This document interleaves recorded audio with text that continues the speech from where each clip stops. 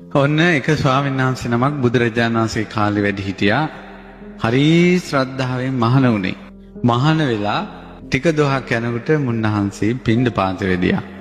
පිණ්ඩපාත වදිනකොට ඕන ගමේ හිටපු කෙල්ලෙක් එහෙන් මෙන් උකුළු මුකුළු දාලා අර හාමුදුරුවොත් හැඩ වැඩ නිසා පොඩ්ඩක් කටකොණින් hina වෙලා එක හැක් වැහුවා.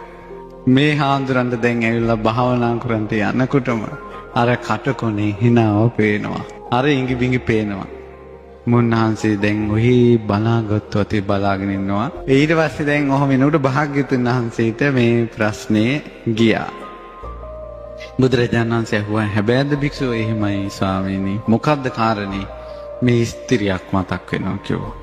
ඉස්සර වෙච්ච දෙයක් කියන්නම් කිව්වා. අවුරුදු 700ක් බඹසර රැකපු බෝසත් මොනරට පවා පින්වත් භික්ෂුව ස්ත්‍රියගේ හඬෙන් අනුතරක් වුණා කිව්වා. පින්වත් භික්ෂුව අතීතයේ එක සෙබඩකට බිත්තරයක් දැම්මා කිනිහිරි පොහොට්ටුව වගේ රත්තරම් පාටයි.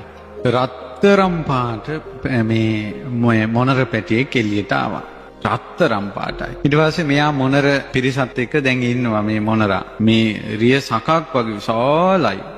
විශාල මොනරේ. ඊට මේ මොනර දවසක් වතුර බොන්න යද්දී වතුරෙන් දැක්ක තමන්ගේ ශරීරය රත්තරම් පාටයි. ඒකට අනිත් මොනරුන්ට වැඩිය වෙනස් නිසා මේ මොනර කල්පනා කළා මට අනතුරක් වෙන්න පුළුවන් කියලා කන්දෙන් කන්දට හිමාලයේ ගිහිල්ලා කාටවත් කිට්ටු වෙන්න බැරි තැනක මොනර වාසය කළා. ඒ මොනරා උදේ පාන්දරම කන්ද මුදුනට එනවා. ගල් පර්වතයේ මුදුනට.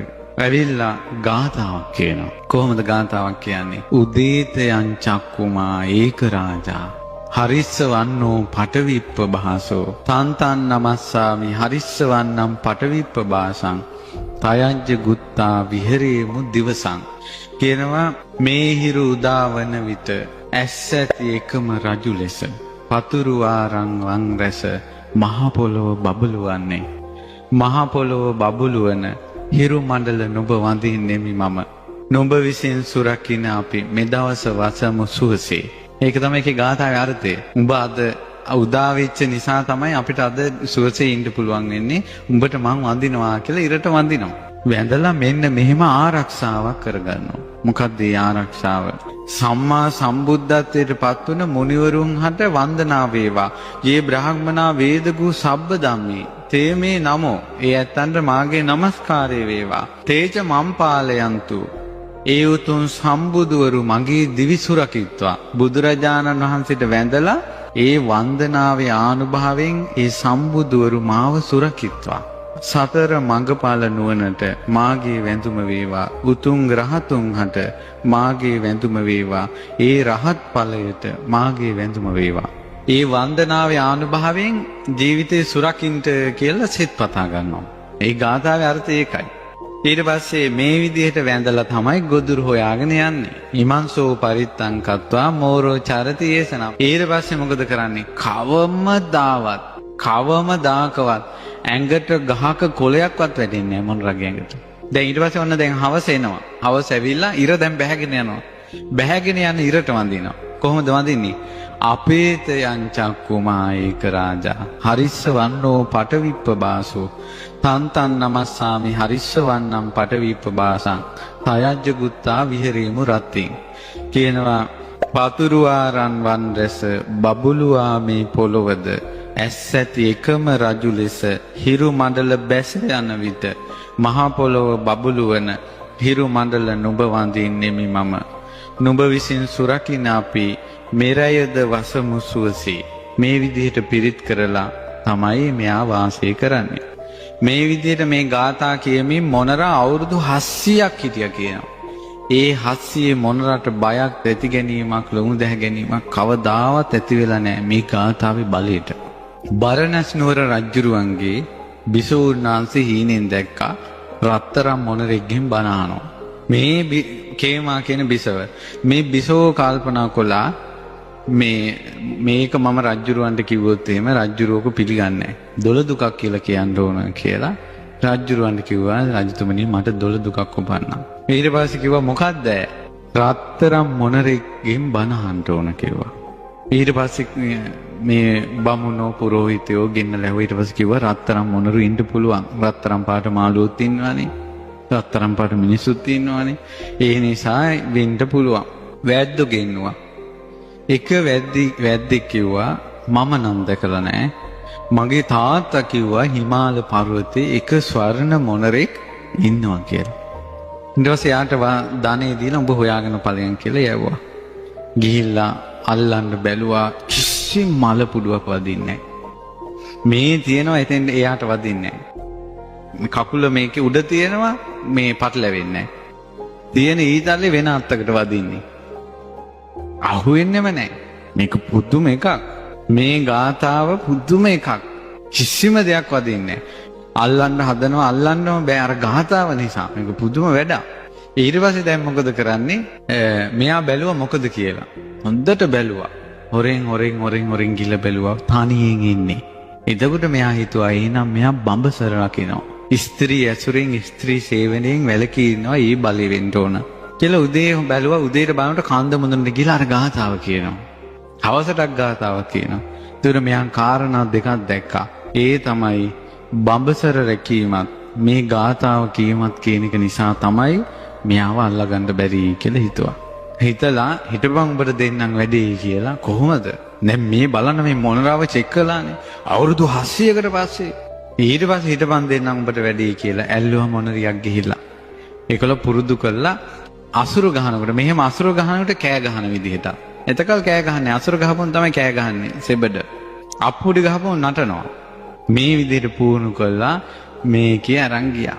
සෙබඩ අරන් ගිහලා අර කන්දේ ඉඳලා හවස් කාලේ වෙලා උදේ කන්දේ නගින්න කලින් කන්දට නැගලා ගාතාව කියන්න කලින් අසුර ගෙවුවා. ගහපු ගමන් සෙබඩ කෑ ගැහුවා. අවුරුදු 700ක් ඇති වෙච්ච නැති රාගය අලු යට තිබ්බ ගිනි පුපුරක් වගේ මතුවුණා. ගැහුවා අපුරියා මේකේ නටන්න ගත්තා. සොකරි වගේ. ඊට පස්සේ බෝසත් මොනරට අමතකුණා ගාතාව. දැන් මොකද උනේ? අර මෙහි ඇතුලෙන් ආපු ගින්න දරා ගන්න බෑ මොනරට. වේගෙන් ආවා. හරියටම වැද්දා ඒ ඇවිල්ලා තියෙන තැනටම තොණ්ඩු මේ හැදුවා. අර සෙබඩ ළඟට යන්න කලින් කකුලේ මේ පැටලුණා.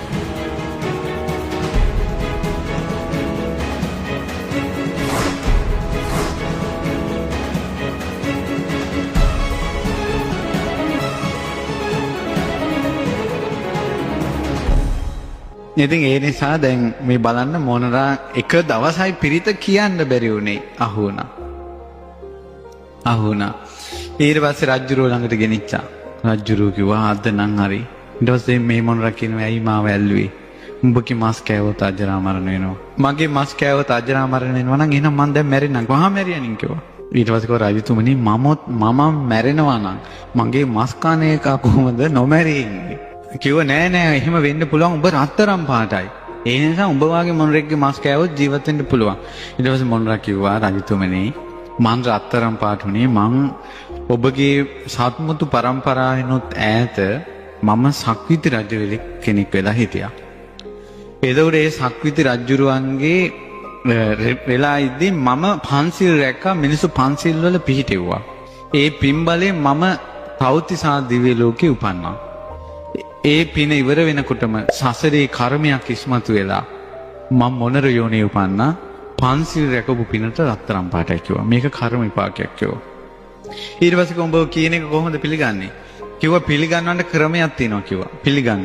ඒ මොනරා කිව්වා මම ඒ කාලේ සක්විති රජ වෙලා ඉඳිද්දි අහසෙන් ගිය රත්තරන් මේ යානාව මේ ඔබගේ මාලිගාව ඉස්සරහ පොකුණේ ඇතුලේ තියෙනකො දැන් බලන්න කිව්වා.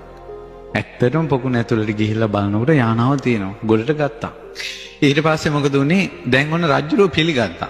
පිළි අරන් මේ බෝසත් මොනරගෙන් බණ ඇහුවා. බණ අහලා පැහැදුනා. මොනරත් ඇරියා. ප්‍රාණඝාතයෙන් වැළකුණා. බුදුරජාණන් වහන්සේ වදාලා පින්වත් භික්ෂුව බලන්න කිව්වා. ඉස්සරත් මහා පුරුෂයෝ පවා මේ ස්ත්‍රී හඬට යට වෙලා ගියේ. ඒ නිසා ස්ත්‍රිය කියන එක මේ මහානකමට කණ්ඨකයක්, කටුවක්, බාධාවක් කියලා බුදුරජාණන් වහන්සේ දේශනා කළා. ඉතින් කිව්වා එදා ඒ බෝසත් මොනරා වෙලා හිටියේ භාග්‍යවතුන් වහන්සේ.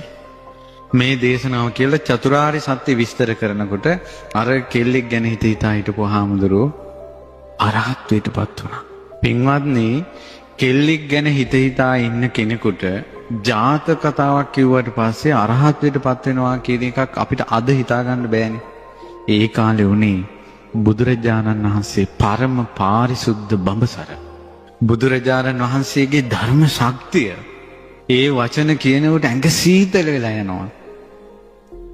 කන් සොලවන්න නැතුව යනවා. ඇහි පිල්ලම් ගහන්න ලෝභයි.